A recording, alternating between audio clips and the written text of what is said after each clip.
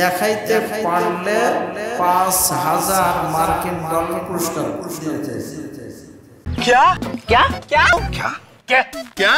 আজকে বিভিন্ন দেশে যারা ঘুরে বেড়িয়ে ওই কাফের বেঈমানদের শেষ পরিণতি দেখায়, ওইগুলো দেখায় যারা আমাদেরকে চ্যালেঞ্জ দেয় কিয়ামত পর্যন্ত হলেও আমরা ওই রকম মানুষের বানানো নিয়ম নীতি মেনে ওই বনি আমিনের মতো মানুষের চ্যালেঞ্জ গ্রহণ করা যাবে না।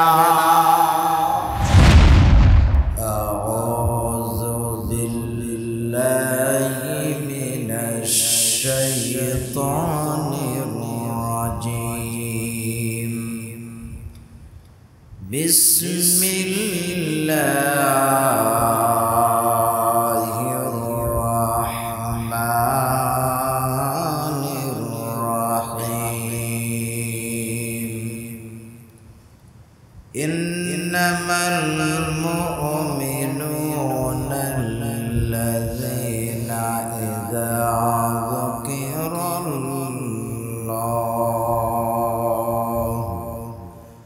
وجلت قلوبهم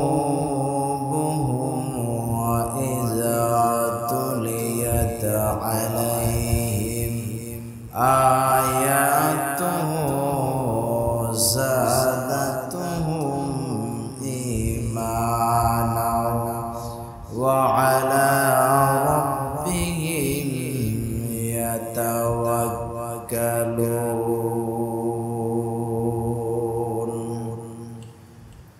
الذين يقيمون الصلاة ومما رزقناهم ينفقون.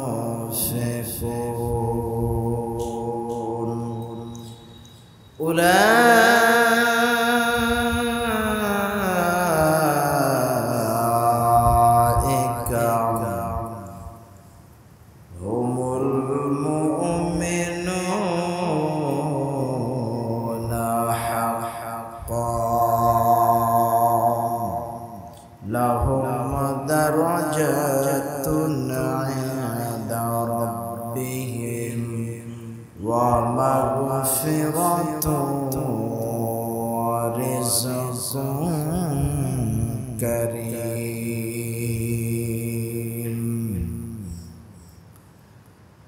وقال رسول الله صلى الله عليه وسلم من قال رضيت بالله ربا وبالإسلام دينا وبمحمد نبيا أو كما قال عليه الصلاة والسلام. সকল প্রশংসার মালিককে,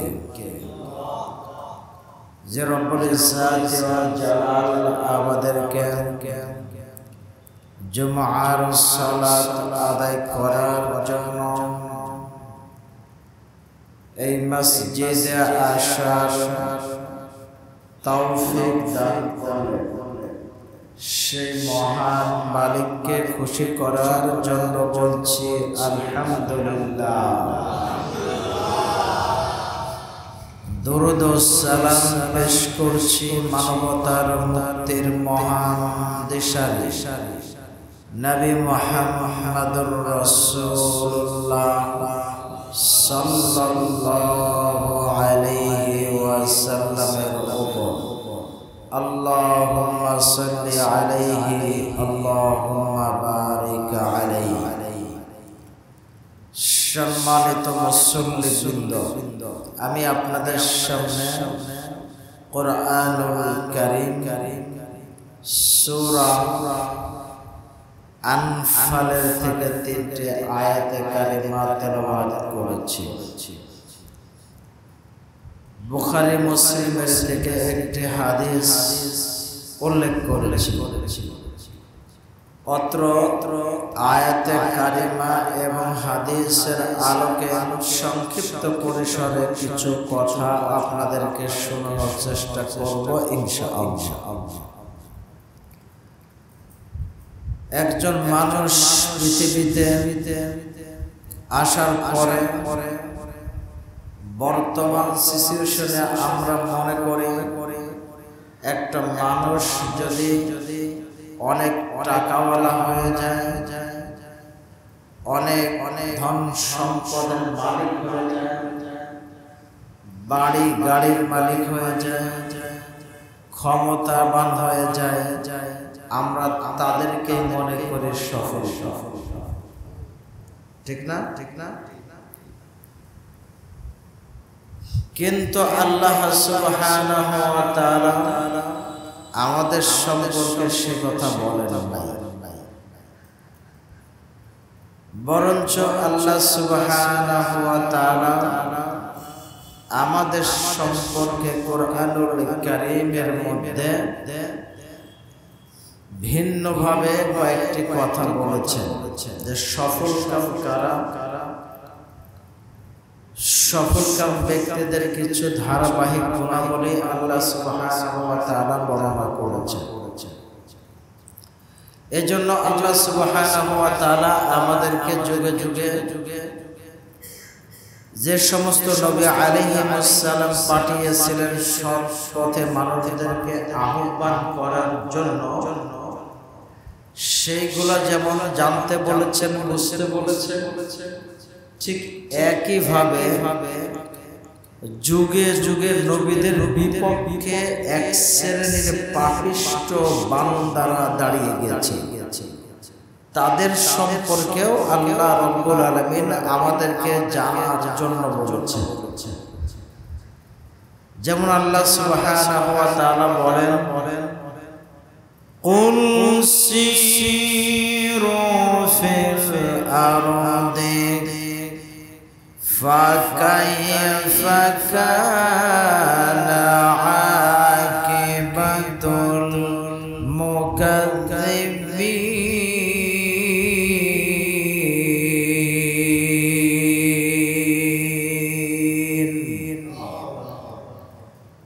তোমরা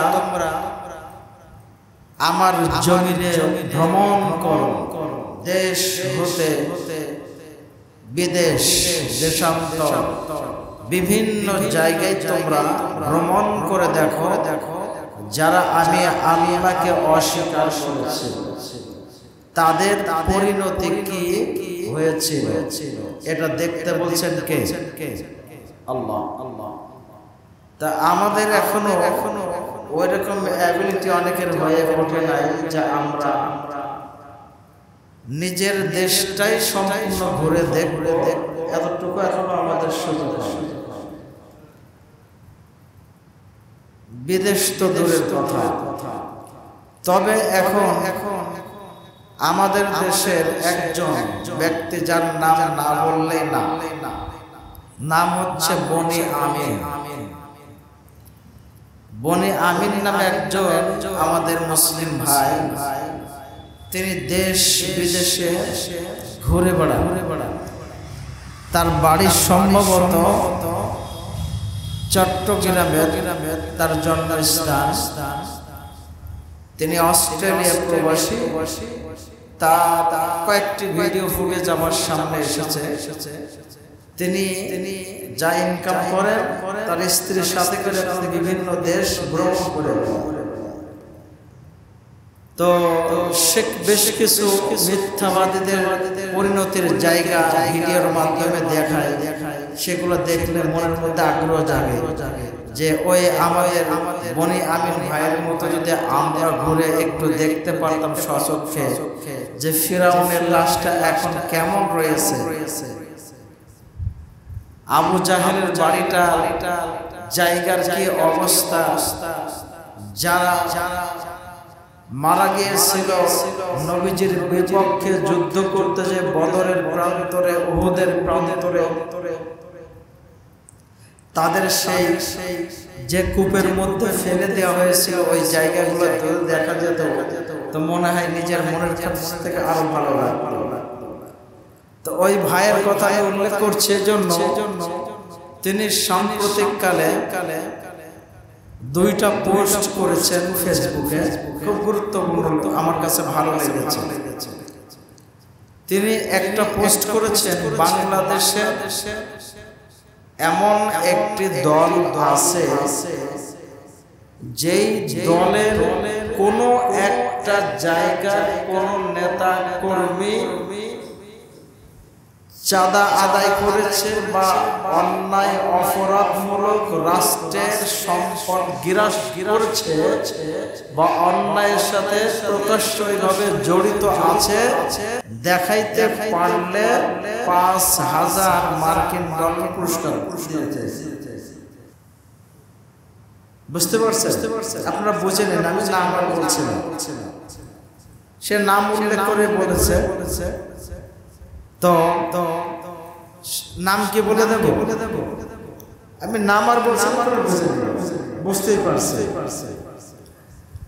আমি আমার মতন খোঁজ করলাম অনেক জায়গায়, খোঁজ করে দেখলাম যে না, একটা নির্দিষ্ট যারা ইসলামের রুলস মেনে চলে, প্র্যাকটিসিং যারা মুসলিম, যারা আল্লাহর দ্বীন আল্লাহর জমিনে বাস্তবায়ন করতে চায়, আল্লাহর বিধিবিধান অনুযায়ী আল্লাহর এই জমিনে তার নিয়ম নীতি অনুযায়ী চলুক যারা চায়, এদের মধ্যে একটা মানুষ খুঁজে খুঁজে তার সেই চ্যালেঞ্জ গ্রহণ করতে পারে না।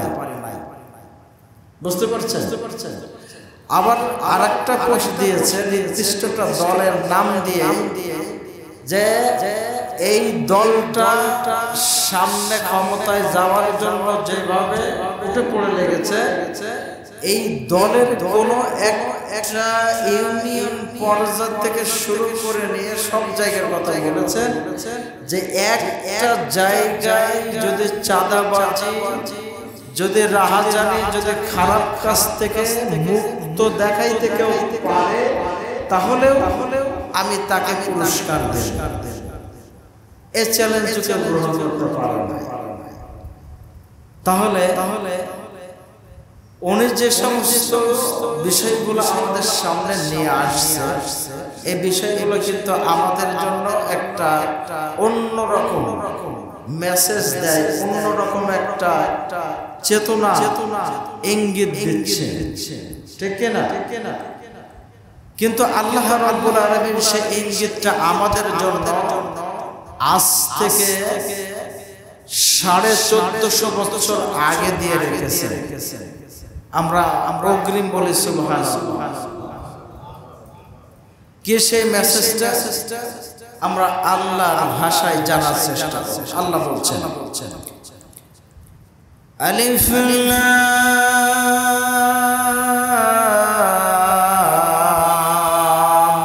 রা কিতাবুন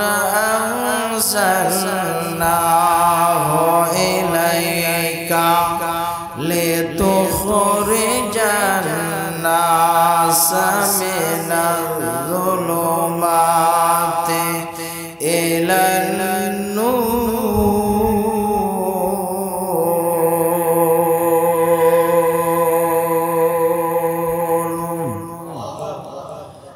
আল্লাহ রাব্বুল আলামিন মহাবিশ্বের মহাবিশ্বয়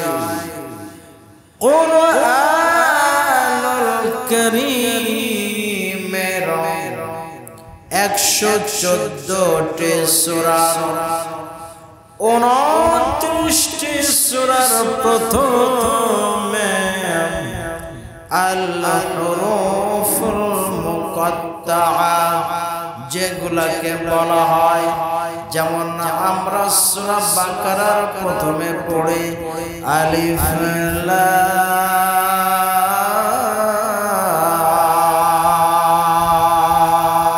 মিম, এইগুলোকে বলা হয় আল হুরুফুল মুকাত্তাআত।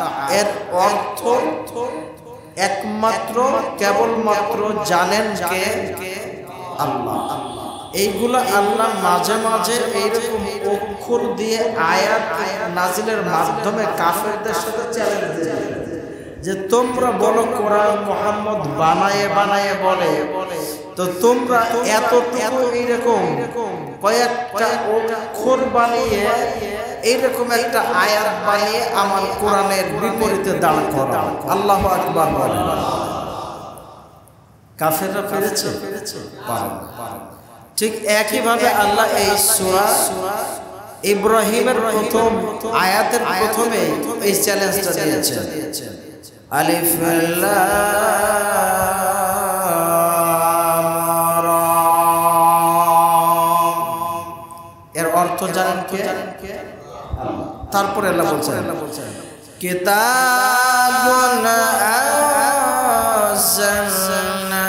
আনজালনাহু ইলাইকা লিতুখরিজান নাসা মিনাল যুলুমাতি ইলান নূর।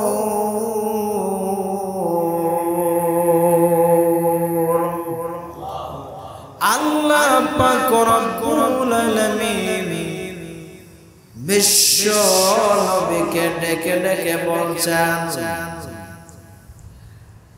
নবী আপনার উপরে আমি এমন একটা কিতাব নাযিল করে দিলাম, এই কিতাবের মাধ্যমে আপনি মানুষদেরকে আহ্বান করবেন, ডাকবেন।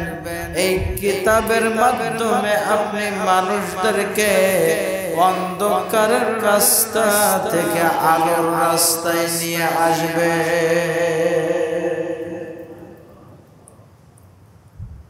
তাহলে আমরা কি অন্ধকারের রাস্তা থেকে আলোর রাস্তায় আসতে চাই? তাহলে নিজের মন মতো আসতে হবে না কোরআনের আলোকে আসতে হবে? কোনটা? কেউ যদি কোরআনকে সাইডে রেখে নিজের মতো করে নিজে আসতে চায়, আল্লাহ কোরআনের এই আয়াত সাক্ষ্য দেয় যে সে নিজে আলোর দিকে আসতে পারবে।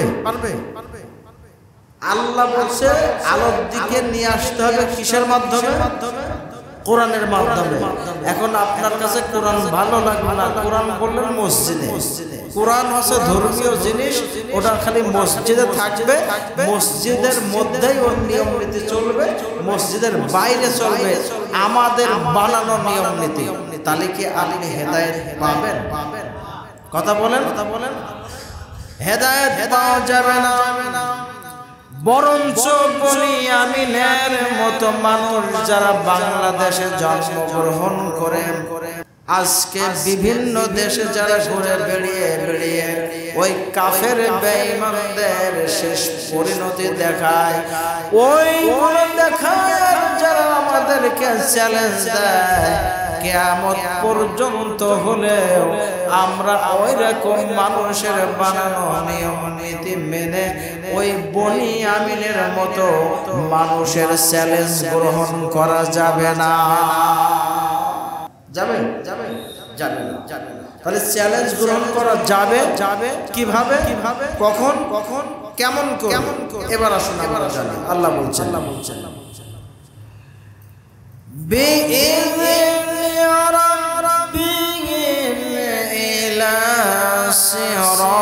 সিরাতিল আজিজিল হামিদ।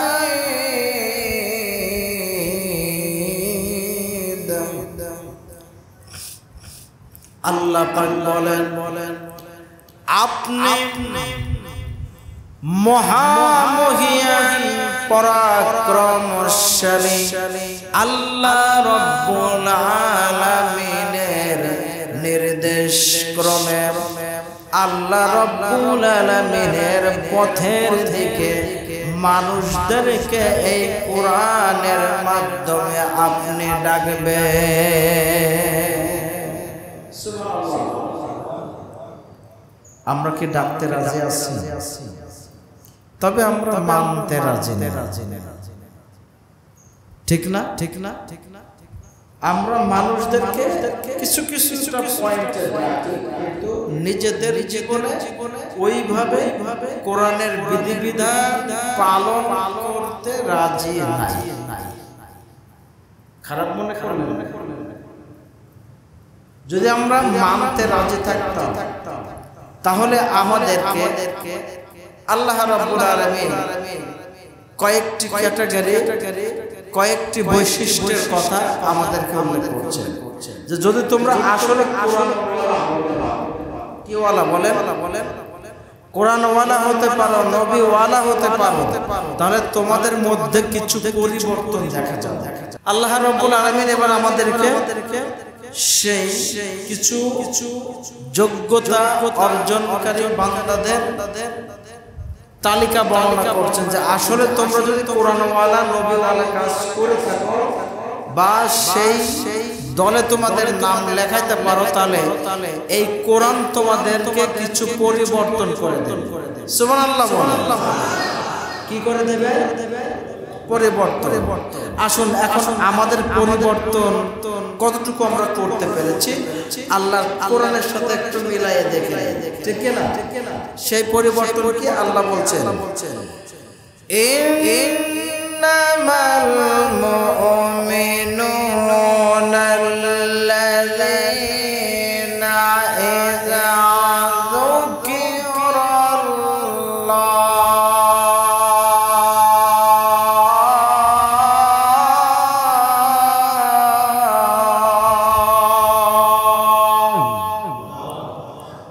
আল্লাহ বলেন নিশ্চয় তারাই হবে মুমিন। সুবহানাল্লাহ। আমরা কি মুমিন হতে চাই? কথা কন না, তাও বলতে পারছেন আমরা মুমিন হতে চাই না। তাহলে মুমিন হতে হলে কি করতে হবে? আল্লাহ বলছেন ইযা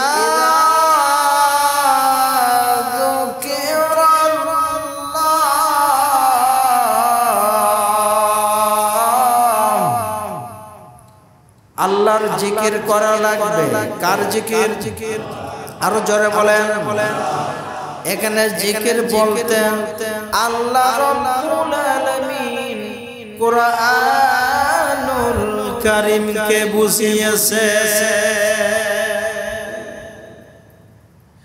তার মানে আল্লাহ রাব্বুল আলামিন মুমিনদের এক নম্বর বৈশিষ্ট্য বলছেন যারা মুমিন হবে, মুমিনেরা কালেমা পড়ার পর তাদের কাজ হবে আল্লাহ রাব্বুল আলামিনের এই বাণী আয়ত্ত করা।